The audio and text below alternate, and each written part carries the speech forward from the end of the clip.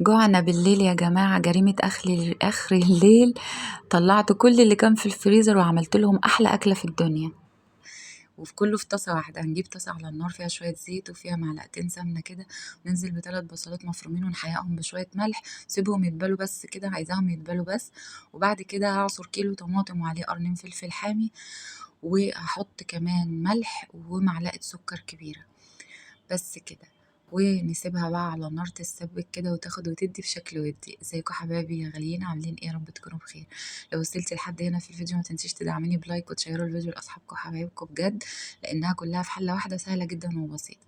ادي الصلصه بتاعتنا اتسبكت. بصوا يا جماعه، ده بتنجان وكوسه وفلفل. لما بيفيد عندي بتنجان او كوسه او فلفل بحطهم في الفريزر زي ما هما كده وبطلعهم. بصوا بشوحهم بس في شويه زيت، احنا مش عايزين نقليه، احنا بنشوحه بس لغايه ما يطرى معانا ونطلعه من النار. اوعي ابدا تسيبيه لغايه ما يتحمر، يعني احنا بس بنتبله بس في الزيت وكده. بيبقى طري جدا وطعمه في الحشو مش مجلد، وطعمه جميل جدا جدا جدا. كيلو رز بقى مغسول ومتصفي كويس جدا، ونحط عليه البهارات: فلفل اسمر، كمون، 7 بهارات، ال11 بهار. ونقلب بقى الرز كده. انا مش بحب احط البهارات بتاعتي في الصلصه يا بنات، عشان ما تكونش يعني حامية علينا كده واحنا بالليل يعني. بس الصلصة بتاعتي اتسبكت، هقلبها بقى كده مع الرز كويس جدا. عايزة اقول لكم هتاكلوا، يعني هتاكلوا بقى حاجة النهاردة بتضرب كده في الدماغ. شوية خضرة بقى، كزبرة على شبت على بقدونس. انا مش بحب احط بقدونس بس هنا حاطة بقدونس الصراحة يعني. ونقلبها كويس بقى، وهنحشي بقى البتنجان وهحشي كرنب كمان. تعالوا بقى نشوف هنعمل ايه بعد كده. بصوا انا هنا فاض معايا شويه صلصه من بتاعه المحشي، هقول لكم دلوقتي هعمل فيها ايه. شويه سمنه بقى على شويه زيت كده في نفس الطاسه، نفس الطاسه، انا بس غسلتها بس ما عملتش حاجه تاني. هنزل بقى بوركين كانوا عندي في الفريزر، طلعتهم فككتهم كده في الميكرويف. او لو ما عندكيش ميكرويف ممكن تفككيهم كده بميه سخنه كده بتغلي من الحنفيه، وتسيبيهم في الكيس بتاعهم لغايه ما يفكوا كده.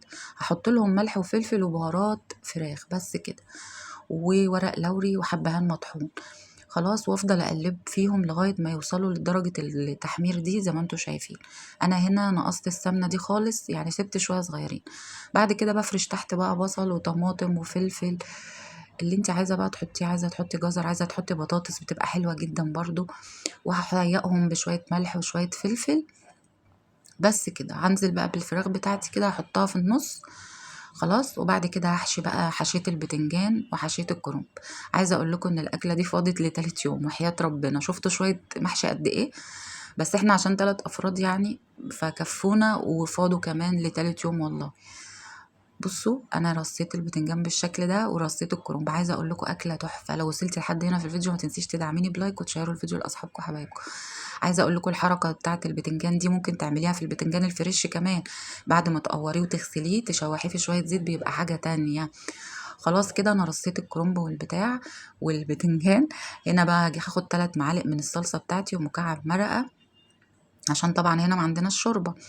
وهحط بقى ميه بتغلي. عايزه اقول لكم ان الطبق فرقع بعدها وحطيت ملح وفلفل بس. وهسقي بقى المحشي بتاعي. اهم حاجه وانتي بتسقي المحشي يكون بصوا الميه واصله قبل السطر الاخير كده بشويه. هحط طبق عشان ما يتفكش، وبعد كده هحطه على النار لحد ما يغلي من كل الاتجاهات ومن النص ومن كل حته. بعد كده هوطي عليه لمده ساعتين. سيبيه ساعتين على النار وما تخافيش، بس على نار هاديه خالص. وكده خلاص الاكله بتاعتنا جاهزه معانا، وحان وقت الحسم بقى، اللحظه اللي كلنا بنتمناها. بصوا يا جماعه، يا حلاوتك يا جمالك. عايزه اقول لكم الفراخ دايبه دوبان، طعمها خطير. كله في حله واحده وطاسه واحده، تحفه التحفه. البتنجان مش مجلد، وجربوه بالطريقه دي. لو فاض عندك بتنجان او كوسه او اي حاجه، ارميهم في الفريزر وطلعيهم شوحيهم في شويه زيت. يا رب الفيديو يكون عجبكم. لو عجبك الفيديو ما تنسيش تدعميني بلايك وتشيروا الفيديو لاصحابكم وحبايبكم.